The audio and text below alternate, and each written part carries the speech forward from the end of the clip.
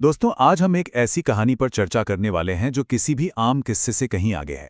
खासतौर पे अगर हम जीवन के सबक सीखने वाले एक विद्यार्थी के नजरिए से देखें तो मीरपुर गांव की ये कथा बिल्कुल एक खुली किताब की तरह है। इसमें हम देखेंगे कि जब लालच, इंसानियत और भोजन का असली मोल आपस में टकराते हैं तो क्या होता है। तो चलिए, बिना किसी देरी के इस कहानी की गहराइयों में उतरते हैं और देखते हैं कि मुश्किल वक्त कैसे हमारे असली चरित्र को दुनिया के सामने ला देता है।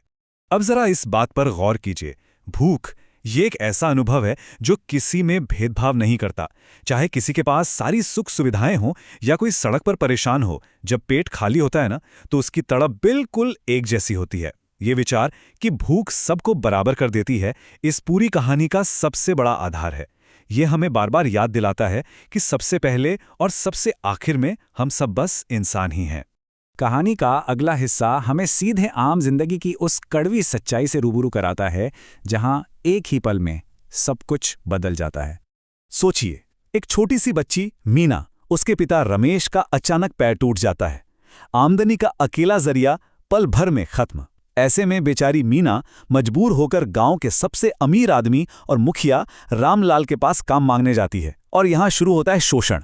रामलाल इस मजबूरी का पूरा फायदा उठाता है और उसे कौड़ियों के दाम पर नौकरानी रख लेता है। यह सच में बड़ा कड़वा है कि कैसे गरीबी इंसान को ऐसे लोगों के आगे झुकने पर मजबूर कर देती है जिनके अंदर हमदर्दी नाम की कोई चीज ही नहीं होती। सिर्फ 2, ये संख्या सुनने में बहुत छोटी लगती है ना? लेकिन मीना के घर में अब सिर्फ 2 ही रोटियां बची हैं। दिन भर की कड़ी मेहनत के बाद जब वो थक हार कर लौटती है तो पकाने को कुछ नहीं होता। वो बच्ची अपनी भूख भुलाकर उन 2 रोटियों और थोड़े से नमक को अपने घायल पिता को खिला देती है और खुद बस पानी पीकर रोते हुए सो जाती है।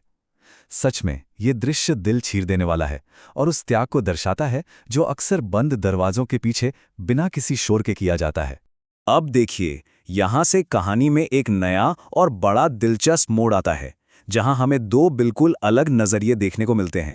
एक तरफ मीना है जो अन्न के एक एक दाने की कीमत अपनी भूख से चुका रही है, और दूसरी तरफ रामलाल का बेटा गोपाल अपने दोस्तों के लिए एक शानदार दावत रखता है और दावत के बाद उस बचे हुए ढेर सारे खाने को बिना कुछ सोचे समझे कुत्तों को डालने का आदेश दे देता है।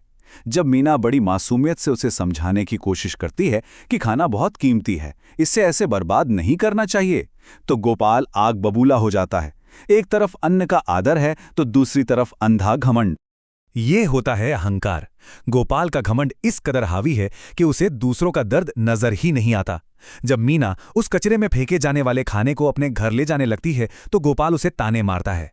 सोचिए जरा, एक ईमानदार बच्ची को उसकी पूरे महीने की मेहनत की कमाई देने से सिर्फ इसलिए इनकार कर दिया जाता है क्योंकि उसने भूख सहने के बजाय फेंका जाने वाला बचा कुचा खाना उठा लिया।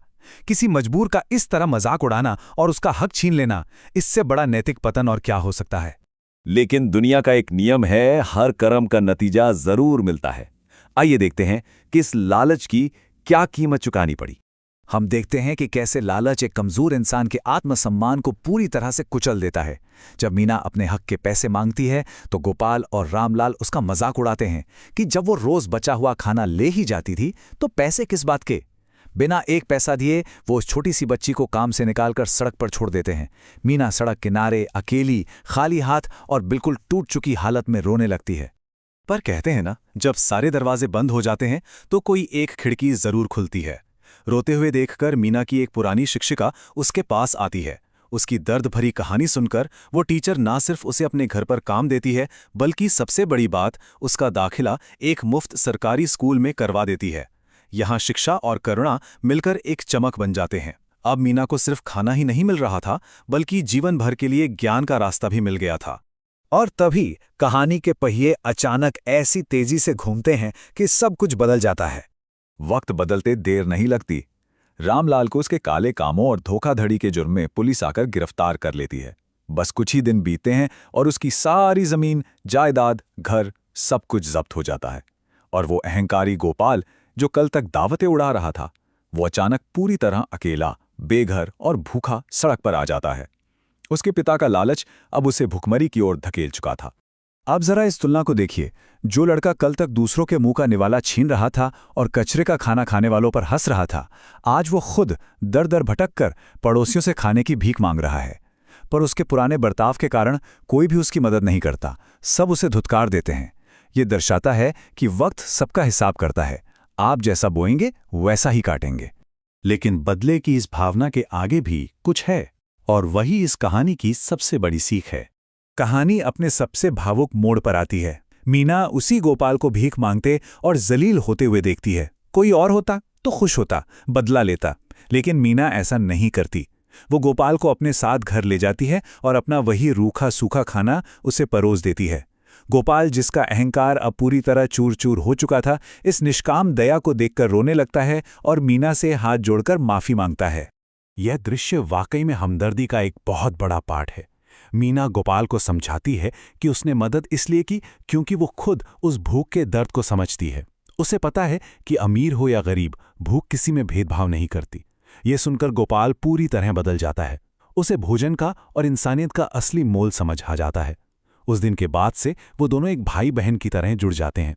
यह साबित करता है कि आपका सच्चा चरित्र आसान वक्त में नहीं, बल्कि सबसे मुश्किल समय में ही सामने आता है। तो आखिर में ये कहानी हमारे जहन में एक बहुत ही गहरा सवाल छोड़ जाती है। क्या वाकई में इंसान को हमदर्दी और दया का पाठ सीखने के लिए सब कुछ खोने की ज़रूरत है? या हम बिना कोई ठोकर खाए भी अपने आसपास के लोगों के लिए थोड़ी सी करुणा दिखा सकते हैं? जिंदगी के सबक अक्सर ऐसे ही किस्से कहानियों और हमारे आपसी व्यवहार से सिखाए जाते हैं। बस हमें उन्हें समझने के लिए अपना मन और दिल खुला रखना होता है। इस चर्चा में आज के लिए बस इतना ही।